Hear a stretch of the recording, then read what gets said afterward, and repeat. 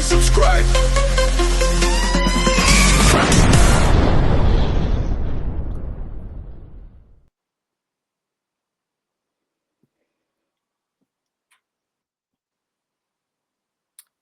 Fight fans, welcome.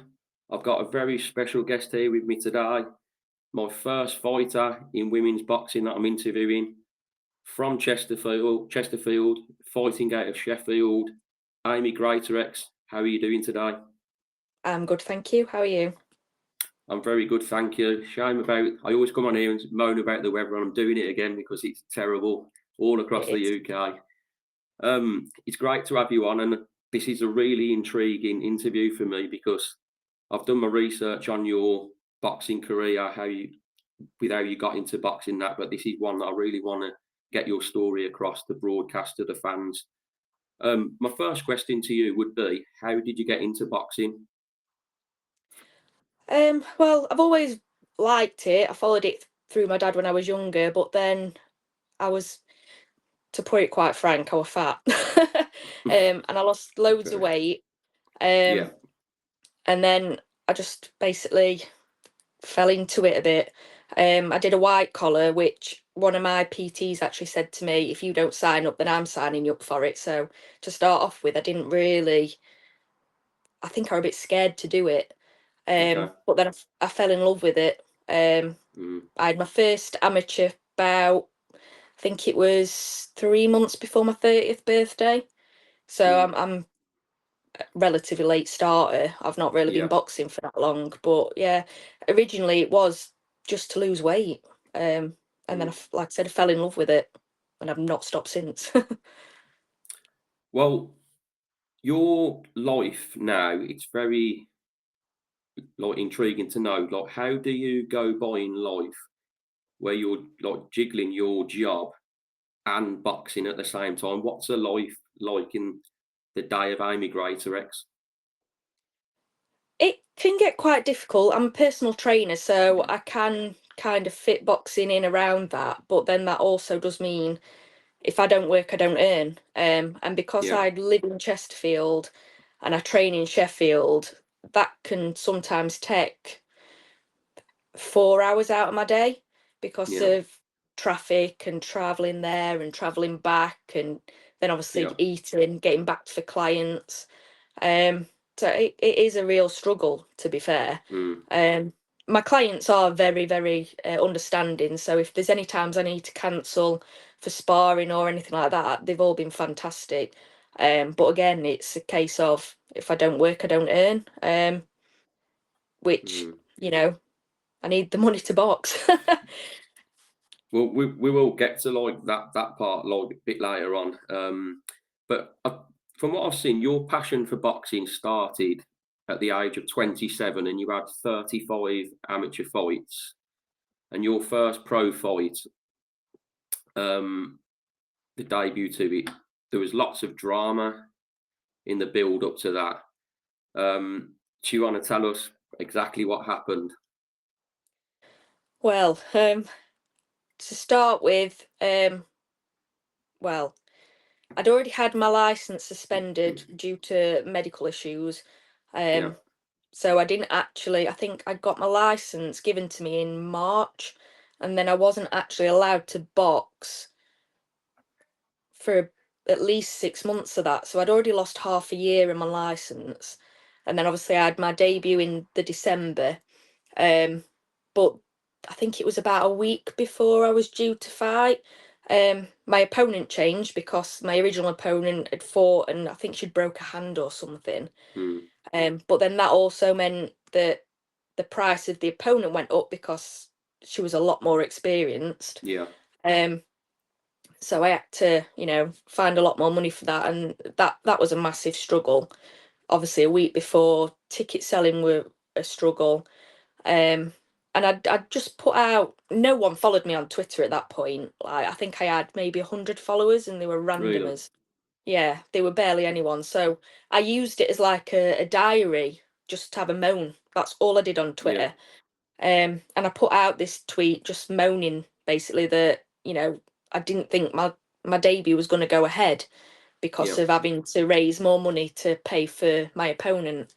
Yeah. And then it just went mad. I was with clients at work, and my phone was just pinging after ping, ping, ping of people retweeting it and commenting and offers of help. And I just couldn't believe it. It was like a dream, basically. Yeah. And then obviously people actually sent me money to help me get my debut. Brilliant. Yeah. And it was just, I don't think it helped me really for my actual debut, because I remember getting into the debut in front of everyone and thinking, oh dear, like, What the you know, like, pressure of it all? yeah, it were Okay. massive Yeah. pressure. And obviously having No, I get that. gone from someone who was less experienced to Vader, who was massively experienced in my debut, thinking, oh, I'm going to let everyone down here. You know, she's Yeah. experienced. All these people have helped me get my debut, and I think I put a bit too much pressure on myself. Yeah. Well, when I actually looked this up, you had the likes. I read that you had the likes of people like Sonny Edwards, Fraser Clark, Natasha Jonas, Lee Eaton. They all helped you get that. I mean, that is just brilliant, really. But I do get where you're coming from with the sort of like pressure on your shoulders, with the likes of those people helping you to stepping in the ring and think like, sort of like the world's watching you on your debut with all them people that have helped. So I totally get that. You're 12 fights into your pro career so far. Number 13 is pending. The question that I want to know, as it stands right now, is this fight taking place, which is scheduled for March the 1st? As it stands, is it taking place? I'm not sure, to be honest. What I'm getting at is like with what I'm going to come to as regards, you need the financial backing to get this fight over the line, don't you? Realistically, Yeah, so yeah, basically, yeah. I need to get my medicals done. They're due, I think it's February 5th. And obviously, like I said before, I am self-employed, and if I don't yeah, work, I don't earn. I think at the moment I've got £200 towards my medicals. really, And obviously they cost a lot of money. So I'm scrimping and saving to try and get that. And yeah, it's at the moment it's a struggle to get sponsors. No one seems to be mm, taking the bait, basically. And I think I do believe it's because I'm down as an away fighter. And that is purely because it's hard to sell tickets. yeah, And I think people just see the away fighter as going in to take a loss, but it's not. I go in to fight. I'm not going as a mm, journeywoman, so to yeah, speak. I'm going to fight and put on an yeah, entertaining show. yeah, And I don't think people realise as well that an away fighter is up and down the country. So if your business sponsors an away fighter, they're probably going to be seen by a lot more people, and their business is going to be open to a lot more eyes. mm. Yeah. I totally get where you're coming from with that again.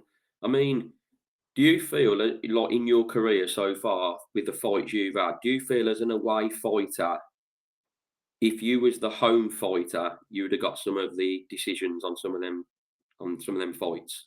Definitely. Yeah, Obviously, there are some where, yeah, I outright lost, but there are quite a few that I think that if I was the home fighter, it would have been given to me. Yeah, yeah.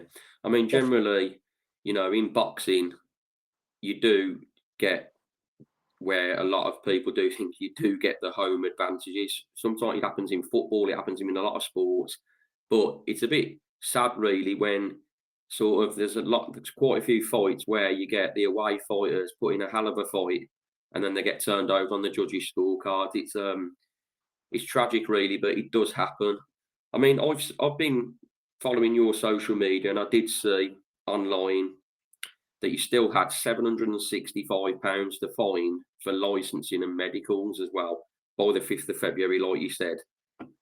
Have you got any further advance with that yet? Have you had any more backing with that yet? No, I had someone get in touch and say they're really up for sponsoring me to email them, which I did. and I've heard Yeah. nothing back. And that's the case. You'll get people saying, yeah, email me, send me the details, and then you don't hear anything. They disappear off face of earth. And I have loads of people saying to me, email loads of companies, just send loads out. And that's what I do all the time. I Yeah. push it all on Facebook, Instagram, Twitter, even TikTok. And to be honest, I don't have much of a following on there, but I still try. And I email companies. I get all my families and friends to try and tag people in, and yeah, it's I'm just no further along.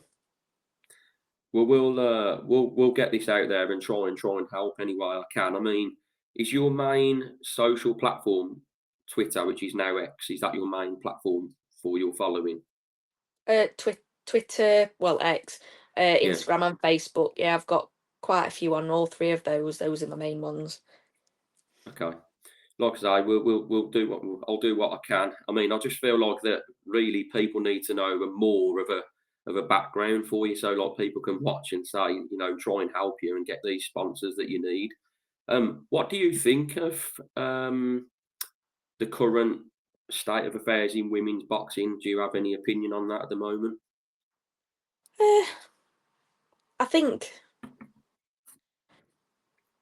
I think it's entertaining and exciting, and there's a lot coming through that, new boxers, new female boxers that are gonna make it even more exciting.